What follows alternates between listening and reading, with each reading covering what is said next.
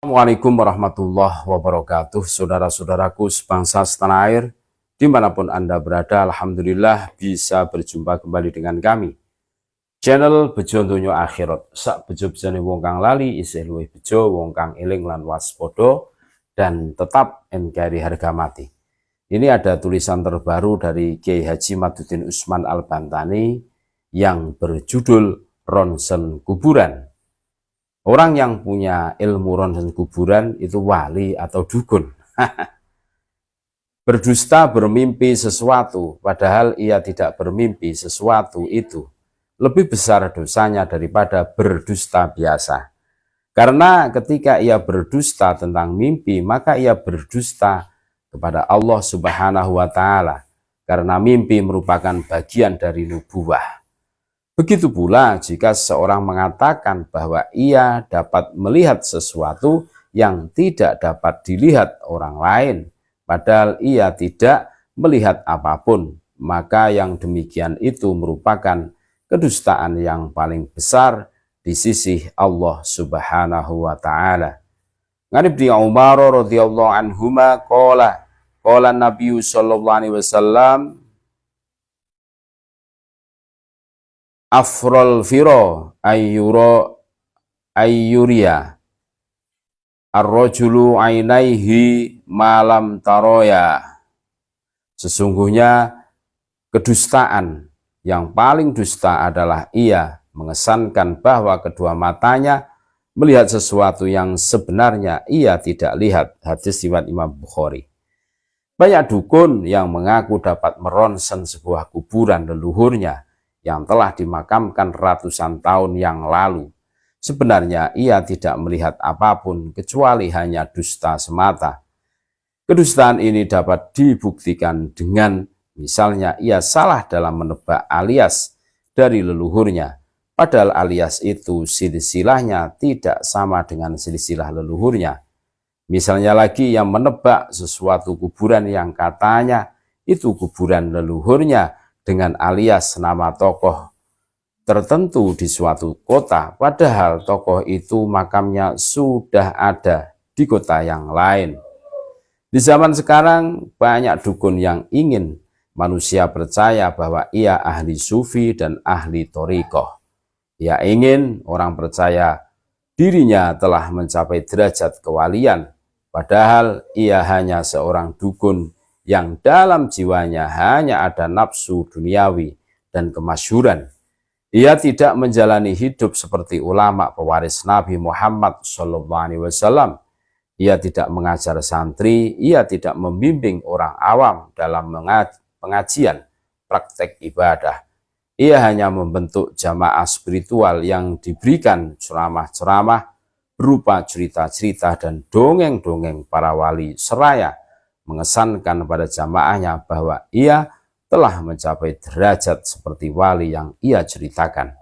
Biasanya ia menjaga sikap wibawa dengan penampilan yang membuat kesan khusus kepada jamaah, tidak layaknya seperti para kiai yang bersikap apa adanya dan egaliter. Dengan ini semua, kemudian jamaahnya menjelma menjadi pengikut yang loyal pada dirinya dengan doktrin-doktrin sebelah pihak.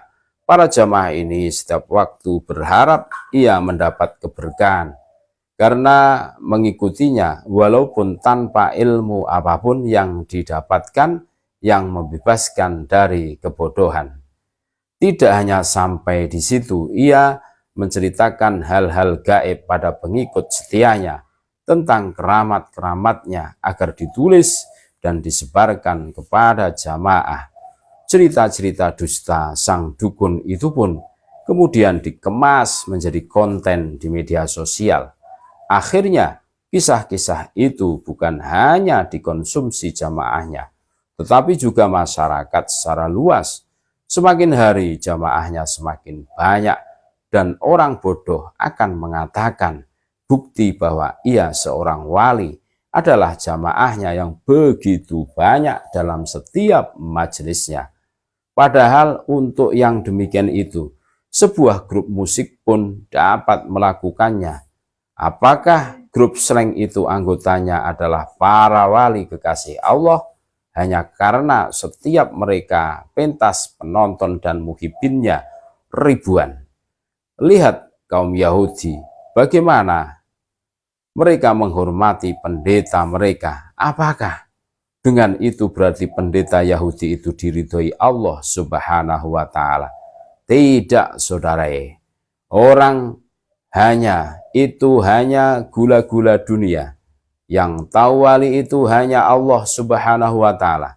Orang lain menyebut wali itu hanya husnudon saja, atau malah kesalahan semata. Hakikatnya bisa jadi malah ia adalah musuh Allah Subhanahu wa Ta'ala.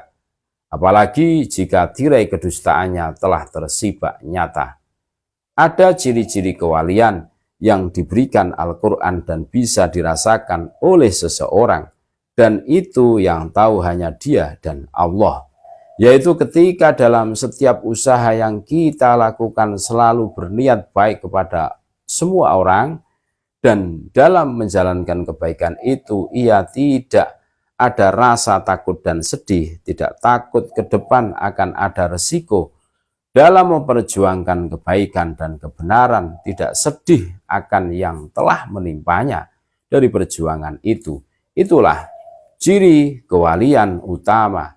Jika dalam gerakmu selalu berniat baik, tiada rasa takut dan sedih, ketahuilah engkau telah memiliki ciri utama dari seorang wali Allah. Inilah yang diberikan Al-Quran tentang ciri kewalian. Ciri wali yang lain yang diberitahukan Al-Quran adalah ia selalu memasrahkan urusan kepada Allah dalam suka dan duka. Dalam manis dan getir ia pasrahkan segalanya kepada Allah. Ia memohon petunjuk kepadanya sehingga hatinya tidak akan mudah terpengaruh kamuflase Dajjal dan pasukannya dalam menipu umat manusia. Kebaikan palsu yang diiklankan Dajjal akan mudah kau tolak. Kebenaran yang hakiki walau tersembunyi dalam celah yang curam sulit ditemui orang lain. Ketika engkau mendapatinya, engkau akan langsung mengenali tanpa ragu bahwa itulah kebenaran hakiki.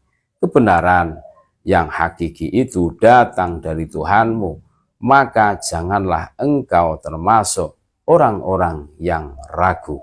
Wallahu a'lam. Terima kasih. Tetap NKRI harga mati. Assalamualaikum warahmatullahi wabarakatuh. Ibarat filosofi lemparan jumroh haji, makin kita kritik semakin aman bumi. Habib kaya setan tak lagi menakutkan. Kita bergerak maju dengan hati yang terang. Ibarat filosofi lemparan jumroh haji, makin kita kritik semakin aman bumi. La la la la la la la la la la la la la la lo lo lo lo lo lo lo lo